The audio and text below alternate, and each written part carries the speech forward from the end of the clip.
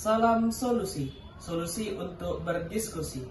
Kami dari kelompok 12, saya atas nama Lutfi Hakim dan teman saya atas nama Erlita Tiara Novi di Tambunan, ingin membawakan tema diskusi dengan judul Komunikasi Pendidikan dengan Anak Berkebutuhan Khusus. Nah, komunikasi pendidikan. Komunikasi merupakan komponen terpenting bagi setiap organisasi untuk melangsungkan kehidupan mereka. Urgensi komunikasi bersifat menyeluruh, melingkupi kebutuhan semua individu yang dapat teridentifikasi dari beragam cara mereka dalam melakukan interaksi. Dalam dinamika komunikasi antara individu, tentu keberagaman kondisi individu dapat menjadi kontribusi dari efektif tidaknya suatu berkomunikasi terbangun syarat mutlak berjalannya komunikasi secara efektif. Nah, yang diantara kondisi komunikasi dan komunikator yang memenuhi kesempurnaan pada reseptornya menjadi penentu berjalannya komunikasi yang baik. Namun, yang menjadi persoalan bahwa tidak semua individu memiliki kesempurnaan perkembangan dalam aspek fisik maupun psikisnya.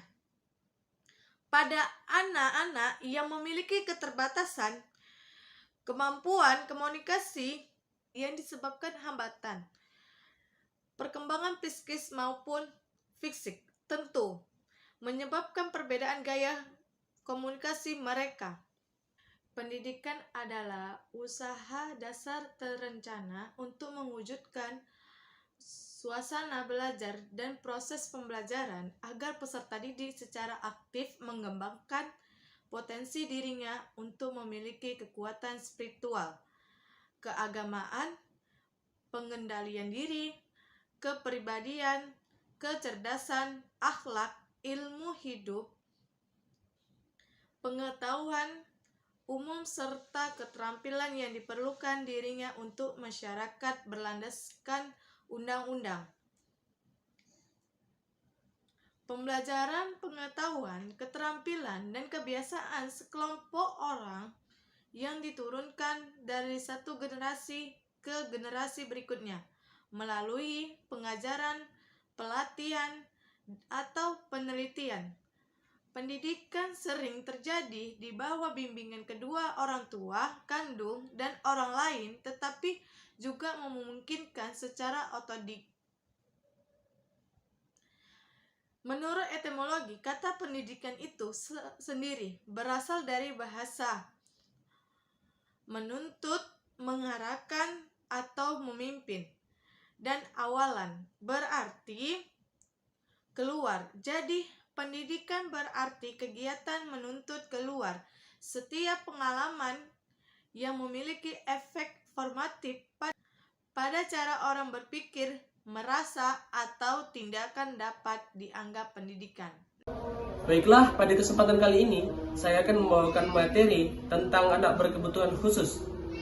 Masalah kelainan pertumbuhan yang terjadi di dalam diri anak-anak bangsa ini yang perkembangannya mengalami hambatan, gangguan, keterlambatan atau memiliki faktor-faktor lainnya, sehingga untuk mencapai perkembangan optimal diperlukan penanganan atau intervensi khusus, dan kelompok inilah yang kemudian dikenal sebagai anak berkebutuhan khusus.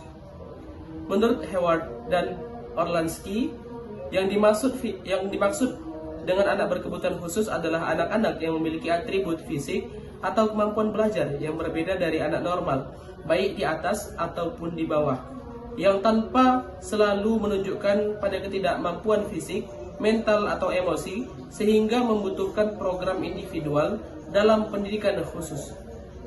Materi berikutnya adalah tentang komunikasi pendidikan dengan anak berkebutuhan khusus.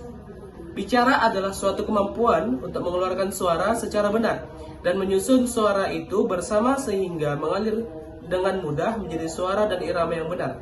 Hasilnya adalah mereka dapat dengan mudah mengenali dan memahami kata dan kalimat.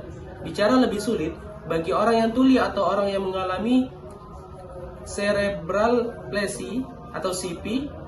Dalam beberapa anak tunagrahita mengalami kesulitan untuk belajar berbicara dengan jelas. Sedikit anak-anak yang mempunyai masalah khusus dengan bicara tanpa disertai beberapa hambatan lainnya. Mungkin mereka tidak diagnosis tuli atau mempunyai masalah dengan persepsi bunyi atau keterampilan imitasi. Jadi bahasa adalah sistem komunikasi yang mencakup perbendaharaan kata dan tata bahasa.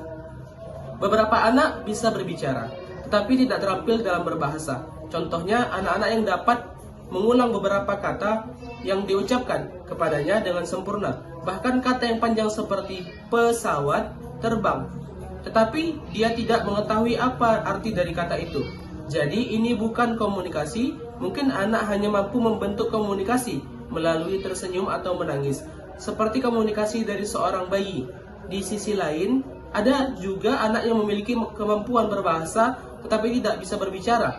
Hal ini dapat dilihat pada kondisi anak yang mengalami tuli berat, tidak pernah bisa belajar untuk bicara karena dia tidak pernah mendengar pembicaraan. Maka ketika anak tersebut berkomunikasi dengan isyarat, dia sedang menggunakan bahasa. Dia dapat belajar membaca dengan diam dan berkomunikasi dengan tulisan. Masuk kita kepada sesi berikutnya, yaitu sesi kesimpulan beserta sesi tanya jawab. Bagi audiens yang ingin bertanya, bisa bertanya di bawah kolom komentar ini. Kebutuhan berkomunikasi merupakan kebutuhan yang sangat mendasar dan bersifat universal. Dalam dinamika kehidupan suatu organisasi, dalam peran mereka untuk melakukan aktualisasi diri. Namun, ada kalanya terdapat beberapa individu yang mengalami hambatan dalam perkembangan fisik maupun psikologisnya yang berkontribusi pada kemampuan mereka dalam berkomunikasi. Bentuk kesulitan mereka dalam berkomunikasi bervariasi sesuai dengan hambatan perkembangan yang terjadi di antara mereka. Maka, presentasikan model komunikasi bagi anak berkebutuhan khusus juga harus menyesuaikan kondisi hambatan perkembangan yang terjadi pada mereka. Nah, beberapa hambatan atau gangguan perkembangan fisik maupun psikis yang terjadi pada anak berkebutuhan khusus meliputi retardasi mental, kesulitan belajar, gangguan emosional, gangguan komunikasi atau bahasa dan pengucapannya, tunadaksa atau gangguan fisik atau gangguan kesehatan lainnya. Nah, tunaganda atau memiliki lebih dari satu gangguan atau ketunaan yang cukup berat. Anak berkebutuhan khusus sebagai anak yang dalam proses pertumbuhan atau perkembangannya mengalami kelainan atau penyimpanan atau fisik, mental, intelektual, sosial, emosional, sehingga memerlukan pelayanan dan perlakuan khusus dalam kehidupan mereka, termasuk dalam pemenuhan kebutuhan komunikasinya. Nah, itu tadi adalah materi yang telah kami paparkan kepada audiens sekalian. Kami dari kelompok 12 mohon pamit undur diri. Jikalau ada kesalahan kami mohon maaf, kepada Allah kami mohon ampun. Untuk itu kami mohon pamit. Salam solusi. Sampai ketemu kembali.